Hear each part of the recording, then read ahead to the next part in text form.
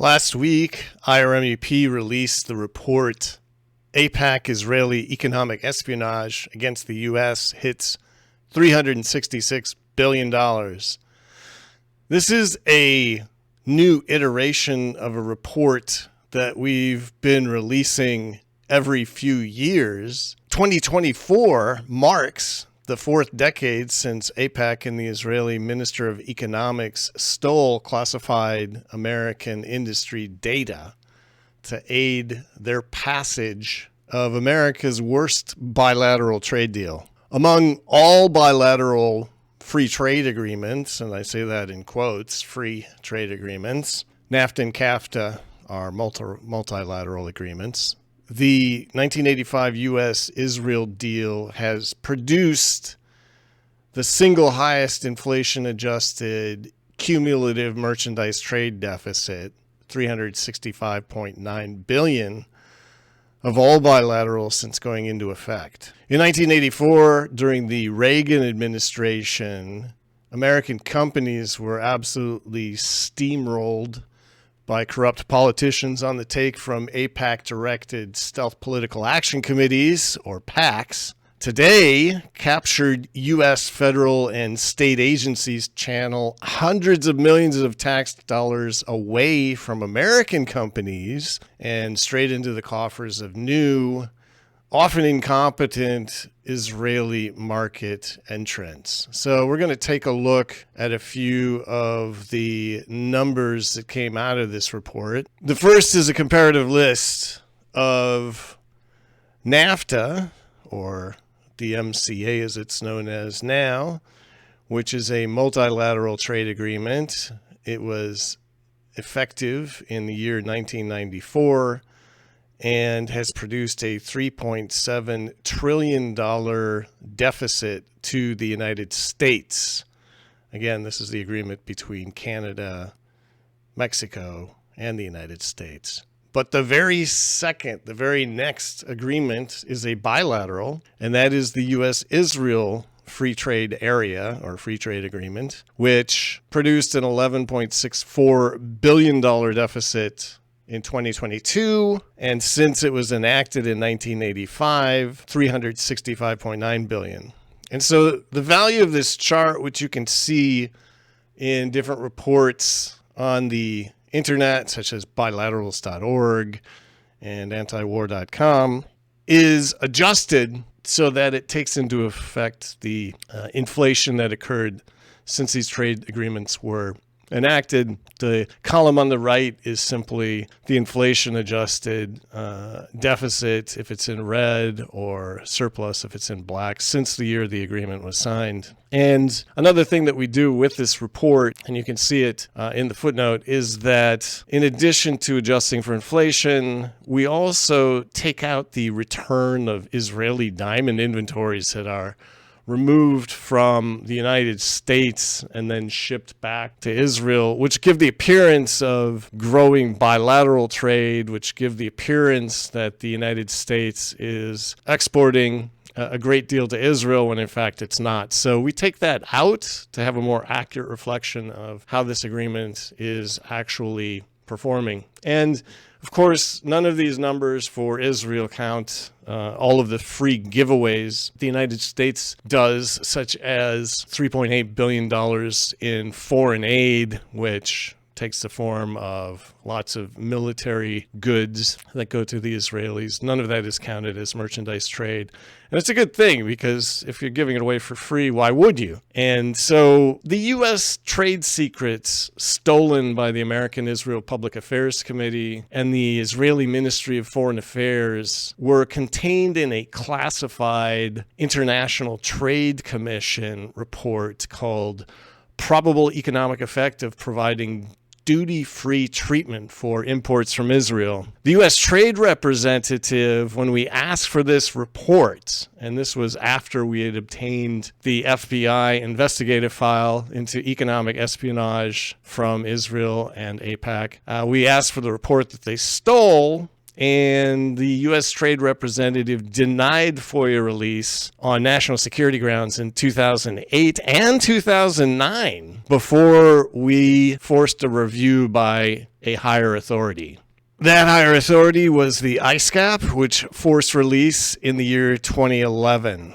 The report content that predicted and quantified specifically item by item damage to U.S. sectors remains classified to this day. But what's never been a secret is that U.S. trade and industry groups were all uniformly opposed to a bilateral agreement lowering all of the tariffs with Israel because Israel's market was so insignificant, and it was geared toward, and they knew it, exploiting foreign intellectual property, while the deal offered no identifiable reciprocal benefits. They were also fearing that it would open the way for other politically driven trade policies that would explode the U.S. trade deficit and deindustrialize key sectors. And of course, the passage of time has proven that all of these opponents were in fact correct. This is just one of the blacked out sections of the extremely poorly reproduced report, which you can find linked from the show notes to the Israel Lobby archive, where we have put all of the sections of the released report into PDFs and put them online. So, in this case, it's going through and showing what the probable economic effects on various vegetable and other agricultural products would be, and all of the sections showing that the U.S. would have been severely harmed by this are blacked out. And they're not blacked out for any good reason. The justification is national security, but the real reason, I suspect, is because the U.S. Trade Representative and the International Trade Commission didn't want American farmers and other industry groups, including labor unions and major agricultural service companies, to know that they knew that there was going to be major harm over this deal. So portions of the ITC report are still unavailable to Americans nearly 4 decades after their theft by Israel and AIPAC. So they've been able to see these since 1984. Your average American, or the industries that supplied a lot of this confidential data on the condition that it would not be released to the International Trade Commission, they still can't see it. So moving on further through the report, again, this is at irmep.com. Illegally obtaining and circulating the classified report really helped the American Israel Public Affairs Committee target U.S. politicians for reform and replacement. We've done a lot recently on AIPAC's new political action committees that have taken out so many candidates that basically Israel did not want in office in the United States. And you can see those down in the show notes as well. But even back in the 1980s, AIPAC was communicating to a broad network of what were known as stealth PACs, because they all had innocuous names and they could all be aggregated and directed by AIPAC to take out candidates that Israel did not want in office. For example, the confidential ITC report contained confidential input from Ohio Republican Representative Delbert Latta, who fretted over the impacts of the free trade agreement on U.S. tomato growers. A 1988 election roundup boasting of the wins for AIPAC-directed Israel stealth PACs noted with satisfaction that Latta was, quote, stepping down to the relief of some pro-Israel activists. His replacement is likely to be State Senator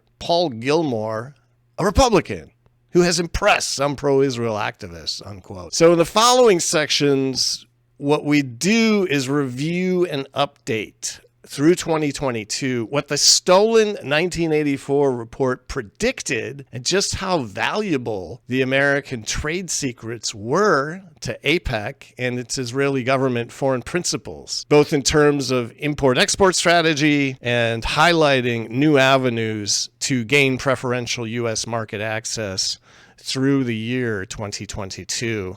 And the first one that we go into is the biggest and most sensitive sector, which is diamonds and jewelry. Israel's leading export to the United States has long been polished cut diamonds. As Section 6 of the classified ITC report noted, and again, you can go there, linking Section 6 down below in the show notes, diamond exports amounted to 5%, or approximately $1.2 billion of Israel's GNP in 1982, employed 9,500 workers, and sustained 850 companies in Israel. Israel doesn't have any diamond mines. The diamonds are sourced from Africa, they're cut in Israel, and then exported abroad.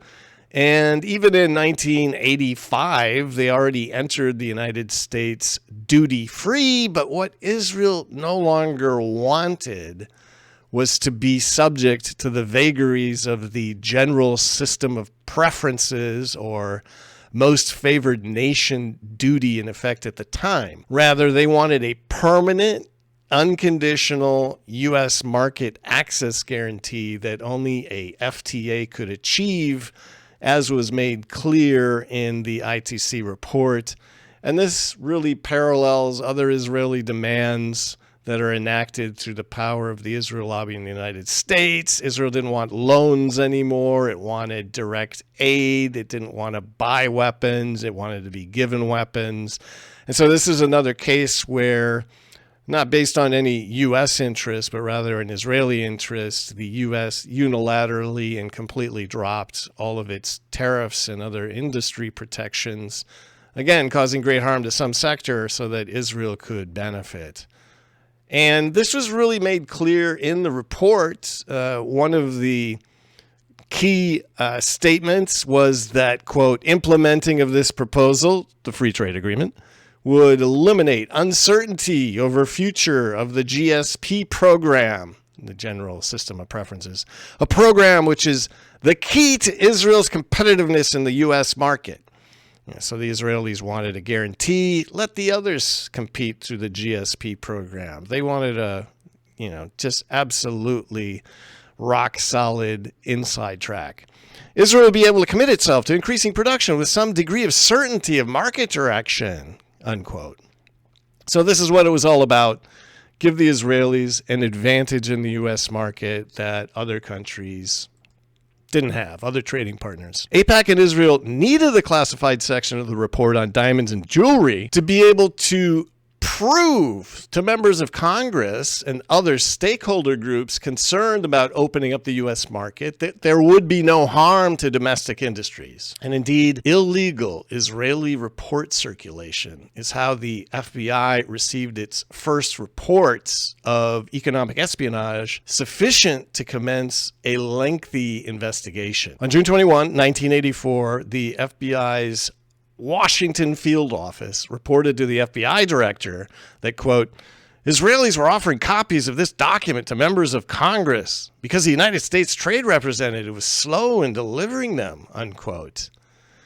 But the classified ITC report was never intended to be distributed to members of Congress or their constituents. And in fact, this had a severe compromising effect to the entire U.S. negotiating position. As noted by the FBI files, quote, the president's negotiating position concerning a trade agreement between the United States and the State of Israel is compromised because this report divulges those products and industries that have been identified by the International Trade Commission as being most sensitive to imports from Israel. So that was in the FBI's economic investigation report, which was just kicking off in June of 1984. As noted in the report, American industry felt under threat by the proposed deal.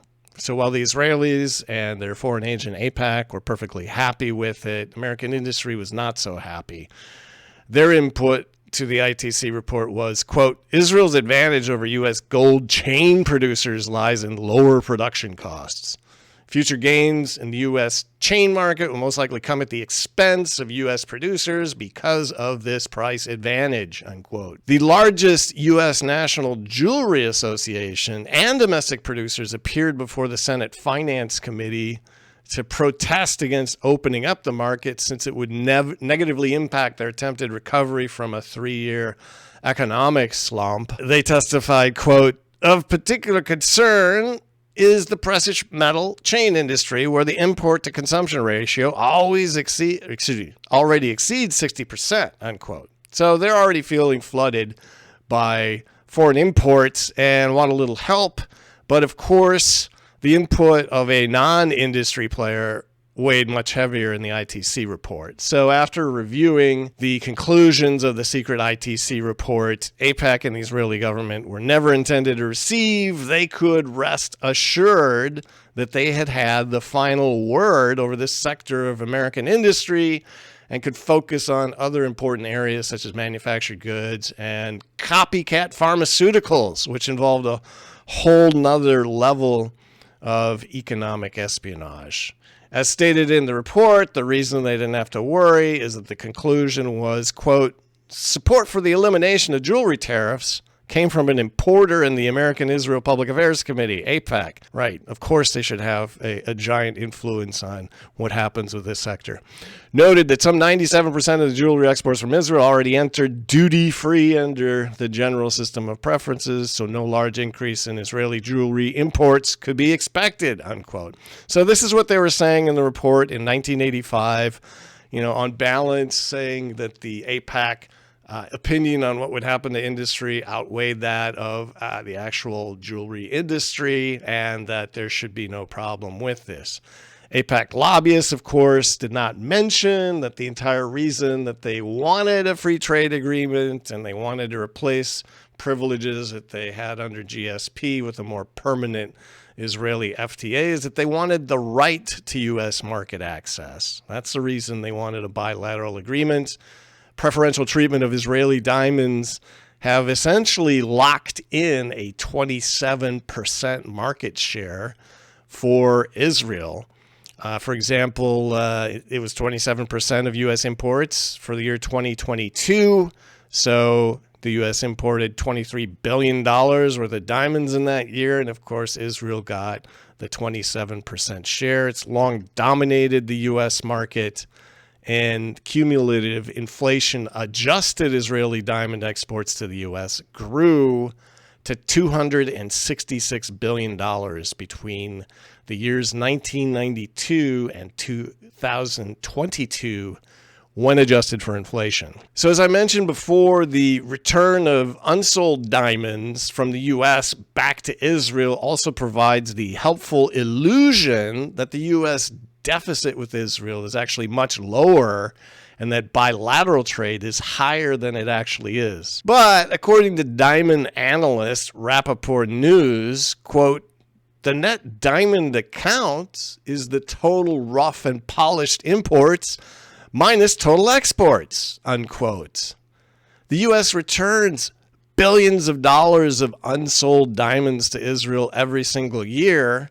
And while the U.S. Trade Representative and Census Trade Division breathlessly count these as deficit-reducing, legitimate U.S. exports to Israel, when in fact they're not, and touting unduly inflated and growing bilateral trade figures thanks to this wonderful FTA, if we subtract the value of transfers of unsold Israeli diamonds from the U.S. back to Israel to arrive at the net diamond account, we arrive at our inflation-adjusted cumulative bilateral merchandise trade deficit of $365.9 billion. The U.S. doesn't have any diamond mines either. All of these exports are fake. They're essentially meaningless, but they make the bilateral trade and U.S. exports look acceptable and like an accomplishment under this fatally flawed, espionage-driven free trade agreement. So let's move on to computer processors, telecom equipment, ITC. The Israeli government was as focused in 1984 as much as it is today on the export of high-value added manufactured goods such as medical equipment and weapons. The report noted, quote, Israeli diamond exports of machinery and equipment to the United States increased from 132 million in 1979 to 260 million in 1982, and then decreased to 241 million in 1983, unquote. The stolen ITC report also noted Israel's non-transparency over weapons sales, citing miscellaneous metal manufacturers. Nearly all of these exports were shipped to unspecified destinations. So there's really no transparency about Israeli weapons shipments to various unsavory regimes around the world. U.S. manufacturers of high-end information and telecom equipment expressed their worries in the classified ITC report that other countries, especially from Western Europe, would enter the Israeli market solely to be able to manufacture and export duty-free into the United States. And that is very close to what ultimately happened, but what ultimately happened is something I would argue is much, much worse, especially when you consider international law, but we'll get to that. With drafts of the report in hand, it is likely that AIPAC was able to influence the International Trade Commission's final conclusions that, like jewelry, like diamonds, there was simply no threat here. The report said, quote, substantial capital investment and production capacity would be needed, and the country is already heavily dependent on foreign loans and transfer payments. Imports from Israel would most likely have a negligible impact on U.S. industries producing these products or on U.S. consumers. This finding was like a blank check for Israel and the American Israel Public Affairs Committee. In the end, the U.S. manufacturer Intel moved production to Jerusalem and even opened plants in the illegally occupied Kiryat Gat. And you should definitely follow the link in the report about why that particular piece of territory was illegally occupied, how the Israelis helped Intel into that territory to somehow try to legitimate the land grab. Anyway, although some industry analysts attribute this move to then CEO Andy Grove's high affinity for Israel, what the move did was it helped block any threats of major foreign ITC manufacturers relocating to Israel solely to exploit the U.S. market. So you don't have Western European ITC providers or others flooding into Israel to manufacture and export to the U.S. because the market leader in computer processors at that time, Intel, preempted them. It probably felt it had to. So another huge benefit for Israel. But U.S. workers at Intel chip fabs were clearly the losers.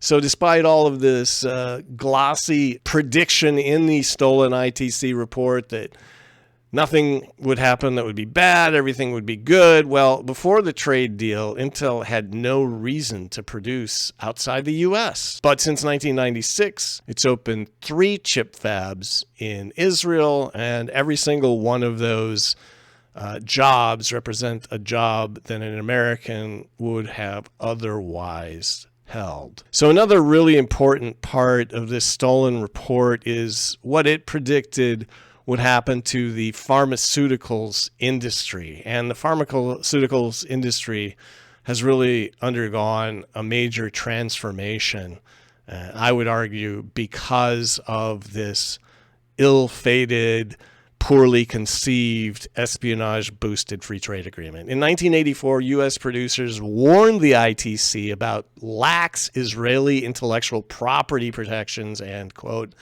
alleged problems that arise from Israeli patent procedure laws that adversely affect the international competitiveness of U.S. chemical producers, unquote. Their concerns were steamrolled when the ITC report secretly characterized their earnest concerns. Once again, they're being solicited.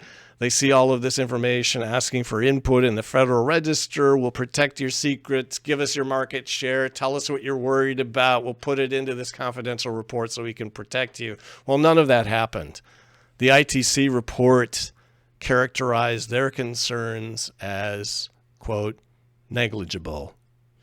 And Congress, at the urging of AIPAC and Israel, ratified the FTA in 1985. So this is where the steamrolling come in. We'll get to this in the end, but this was a tragedy. Israeli pharmaceutical exports to the U.S. were only $34 million per year, according to the 1984 ITC report. Under the new preferences for Israeli exports of generic drugs from producers who were simply surreptitiously obtaining and copying patent application files, under the new preferences for Israeli exports of generic drugs from producers who surreptitiously obtained and copied patent application files of major U.S. companies, surged to $5.4 billion in 2012 before falling to $1.2 billion in 2022, and we'll explain why that happened and why that was no loss to Israel. The U.S. trade representative, however, was ultimately forced by the pharmaceutical industry to investigate Israel in 2005, and it placed Israel on its priority watch list in 2006, 2007, and 2008 over this what is essentially more economic espionage, but politely described as, quote, unfair commercial use of undisclosed tests and other data submitted by U.S. pharmaceutical companies seeking marketing approval for their products. Well, where were they seeking marketing approval for their products? Well, this is how the grift worked. Under the scheme, Israel would protest that U.S. drug manufacturers were not selling their cutting-edge, newly launched drugs into the Israeli market. And after grudgingly filing mandatory Israeli government-mandated regulatory disclosures of the ingredients, the manufacturing processes, confidential industrial processes, Israeli companies would obtain, copy, and then manufacture the U.S. drugs for export. Where? Well, to the U.S., for sure. And so the espionage and economic espionage that helped pass this entire free trade agreement by the 1990s was resulting in massive imports of copycat drugs that even the U.S. trade representative had to admit were punishing innovators in the U.S. market and requiring some sanctions under the U.S. Trade Representative's authority. But today, Israel has graduated from its preferential free trade agreement boosted cross-border trade of copycat drugs in the U.S. market to direct market presence of Israeli companies to compete head-to-head and try to displace American innovators. So this is really a pattern now, preferring the Israeli industry over American industry, that you can find in nearly every major spending bill now passed by Congress.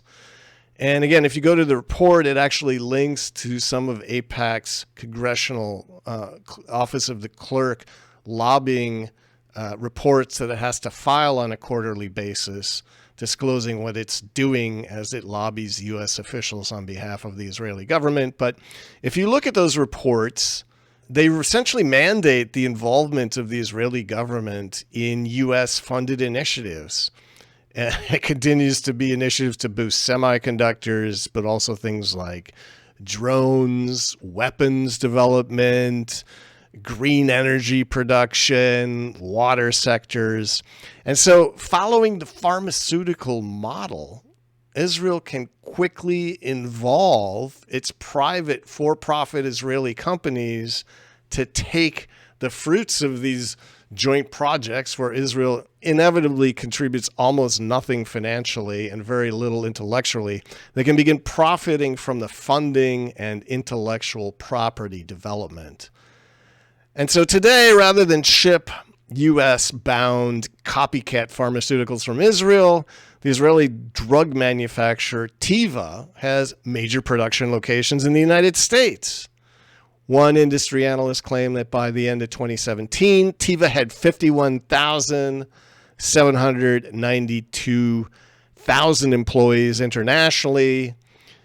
24% in the United States, 43% in Europe, 12% in Israel, and 21% over the rest of the world. So it's no longer about trans-border trade, export to the U.S. It's about now entering the U.S. market, and under the boost it got from the ill-gotten FTA, now there are a whole host of preferential market entry favors and supports that Israeli companies and Israeli companies alone can get for coming to the U.S. to compete with and displace American companies.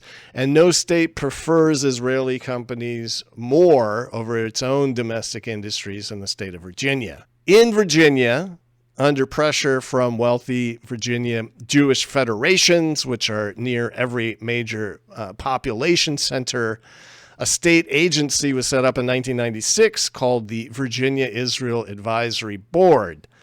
And you can check out this book to find out about the rise of the Virginia Israel Advisory Board and what it's meant for Virginia's economy. But VIAB guides Israeli companies into the state and provides them with fast-track approvals at key regulators. Access to capital in the form of free grants and subsidized loans, manufacturing-ready building shells, taxpayer-funded electrical and sewer infrastructure, among many other incentives. And the value is that everybody's sitting around the table. So they have an office near the Capitol building, in the Pocahontas building, it's called, where they can have not only someone from Justice and the governor's office and the Tobacco Commission and the Coalfield Economic Development people who can provide loans, but also key regulators, and get them all moving in one direction to support an Israeli company in a way that they rarely do for any American company, in particular a Virginia company. One case in point is the Israeli company Energix, brought in by VIAB. It's accrued 4 different types of supports in the U.S. market, despite being listed by the United Nations as a human rights violator. And you can read more about that by following some of the links below. But Energix lobbyists from major Virginia law firms and VIAB officials working for Israeli companies pressure the governor, county government, and state legislature to issue and streamline permit applications. Energix received more PPP loans than any other Virginia solar energy company. Federal lobbying is ensured. Energix gets maximal U.S. solar energy tax credits for its projects, amounting to tens of millions of dollars. And additional federal largesse flows through the U.S.-based, but mostly Southeast Asia, cadmium telluride solar panel manufacturer First Solar, and on to Energix in the form of project financing. So this giant, heavily subsidized U.S., well, nominally U.S.-based manufacturer has gotten hundreds and hundreds of millions of dollars in loans and gifts from the Energy Department and other sources to enable it through a preferential agreement with Energix to help it finance its project development. And the condition is that they buy only cadmium telluride solar panels to install over these sites. And this is a technology that's highly problematic and only represents about 5% of the production market. Since 2013, VIAB and AIPAC have also lobbied the Virginia state representatives to set up a mega aquaculture project in Southwest Virginia, codenamed Project Jonah.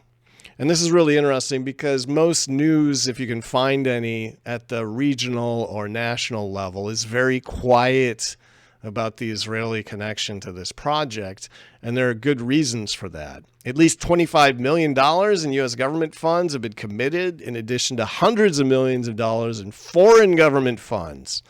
And at peak production, this Project Jonah fish farm could generate nearly $150 million in yearly revenues. VIAB and AIPAC's long-term plan has always been, since 2013, that operating revenue would accrue to a single company, and that is the Israeli recirculating aquaculture company, Aquamouth, which has been struggling with lawsuits over failures of its technology and workflow. And despite Aquamof's incompetency, late in 2022, Project Boosters celebrated receipt of $4.3 million in American Rescue Plan funding to build a water pipeline to supply Project Jonah. Now, locals questioned that use of ARPA funding for Project Jonah over community needs more aligned with social services and desperate needs for health care and psychiatric care, as well as questioning why Virginia market leader Blue Ridge Aquaculture was bypassed. This is a company that has made innovation after innovation in raising tilapia and live shipping them direct to important markets along the Atlantic seaboard, but they were never asked to opine about the hundreds and hundreds of millions of dollars that would be going into a project, literally at the same latitude, 100 miles to the west. County officials, many of whom have taken multiple junkets to Israel funded by AIPAC,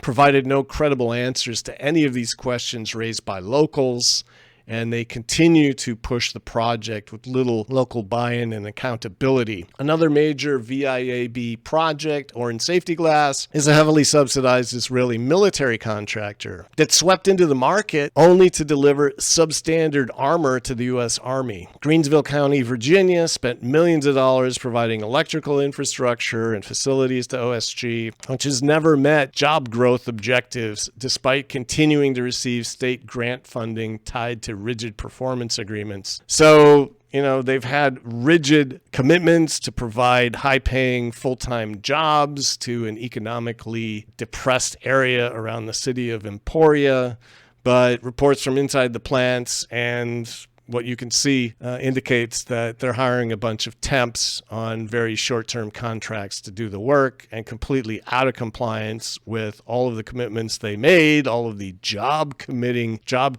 commitments that they made to get all of the subsidies. So other big wins for VIAB and losses for Virginia are the importation of the Sabra dipping company through massive subsidies and incentives that allowed the Israeli company to essentially wipe out the market share of fragmented, small, independent, highly regional, unsubsidized American hummus producers. And again, you can read case studies in the book about that. But secrecy over ongoing VIAB operations to bring in ever more Israeli companies to wrench market share from American producers via preferential U.S. subsidies and opaque lobbying is paramount to Israel's lobby.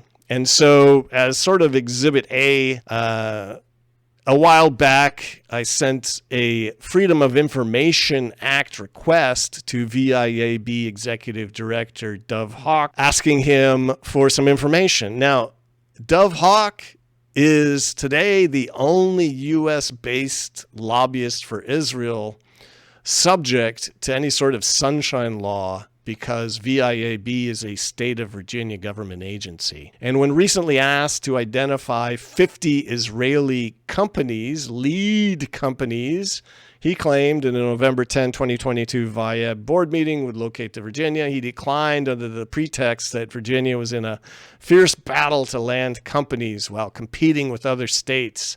So, in his world, everybody wants to bring in these Israeli companies and push out their own companies. And so he couldn't tell which companies he wanted to bring in because, by golly, some other state might get them. Interesting.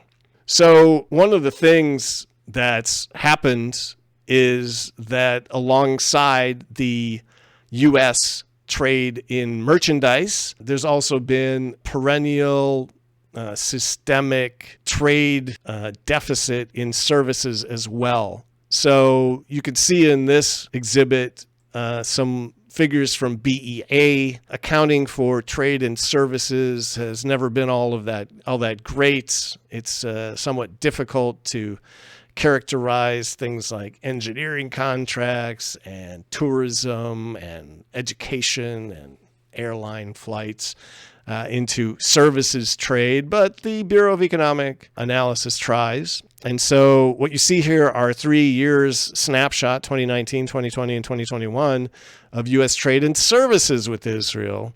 And just like the merchandise trade deficit that we've been talking about, the preferences given to Israel also result in a chronic services trade deficit, which in the year 2021, the last year available, resulted in a deficit of $2.58 billion.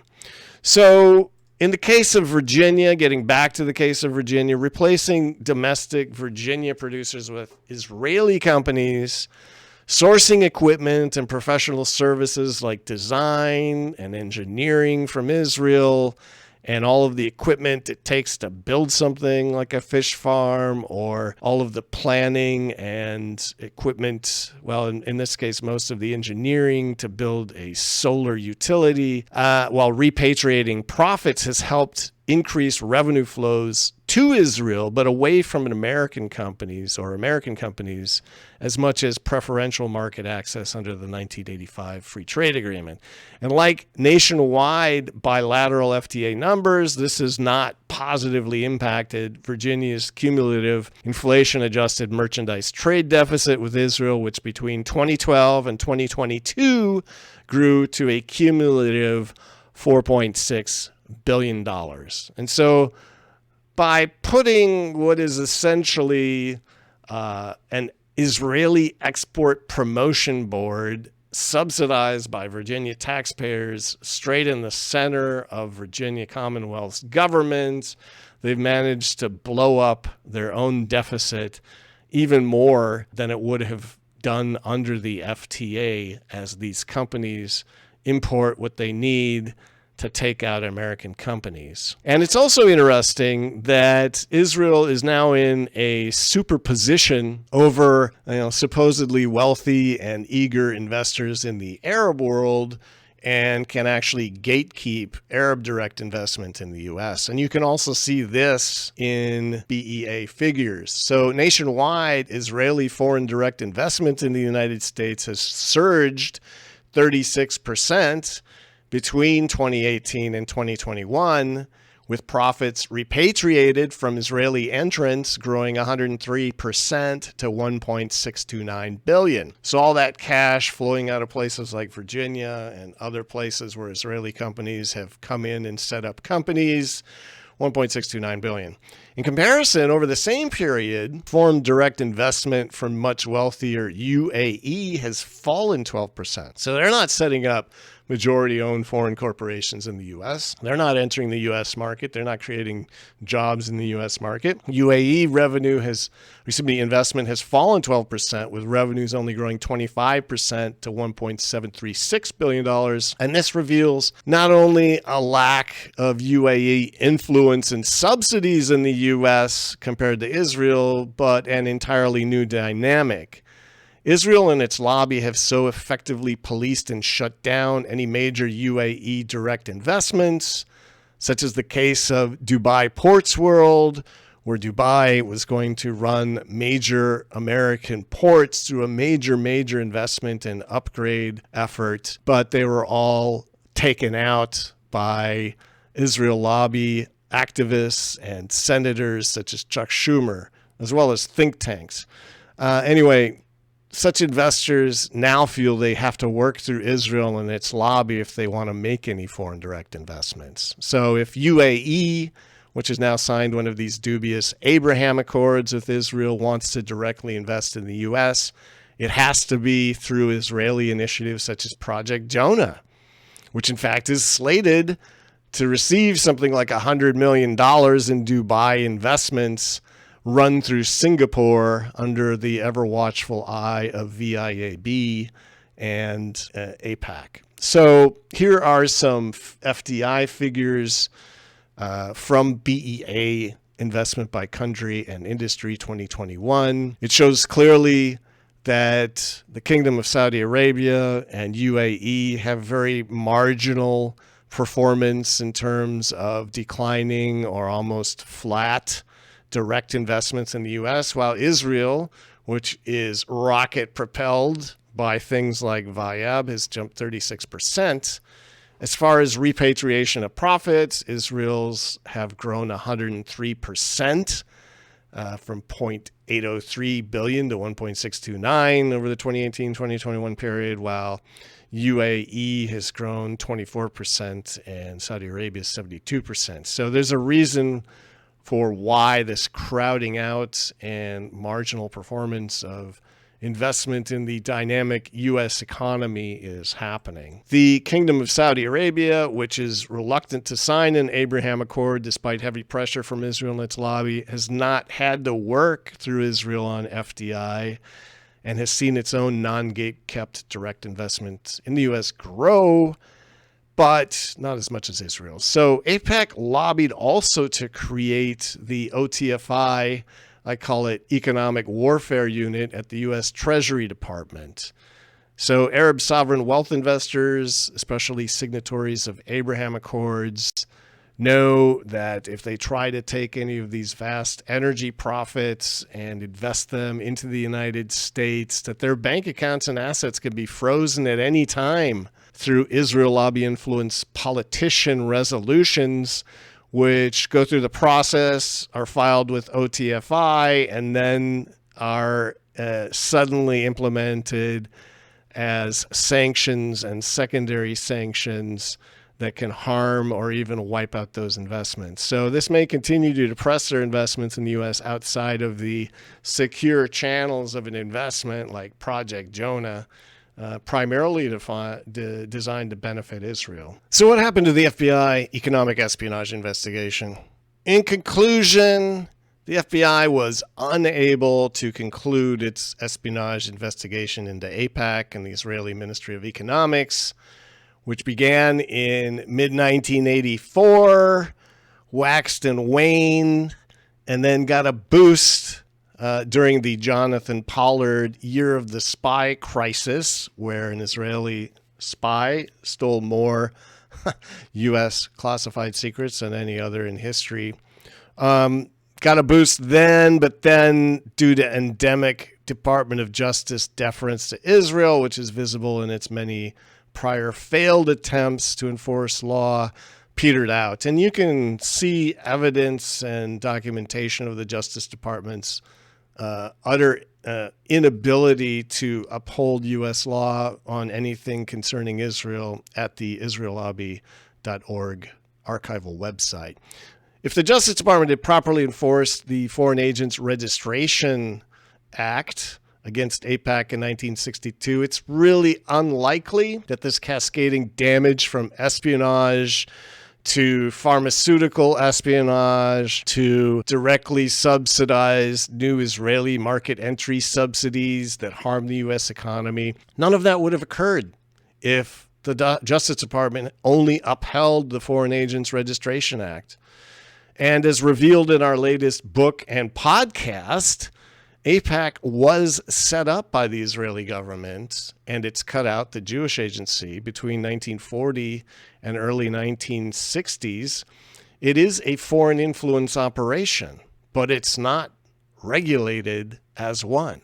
At present, Americans should assume that the Justice Department, the Congress, the President, and agencies with any impact at all on U.S.-Israel relations, especially economic relations, have been captured by AIPAC and would rather harm the U.S. economy than help if AIPAC declares an action would support Israel. And the only light on the horizon at present that I can see, and I write about, is in Virginia, where somewhat beyond the reach of AIPAC and captured U.S. federal agencies, empowered local communities have effectively fought back against lavishly funded Israeli companies like Energix that, once again, they're listed by the UN as human rights abusers, but welcomed in by Virginia's Special Israel Export Promotion Board, VIAB, to compete against American companies in Virginia. So they've effectively fought back in Virginia against these lavishly funded Israeli companies that combine undue influence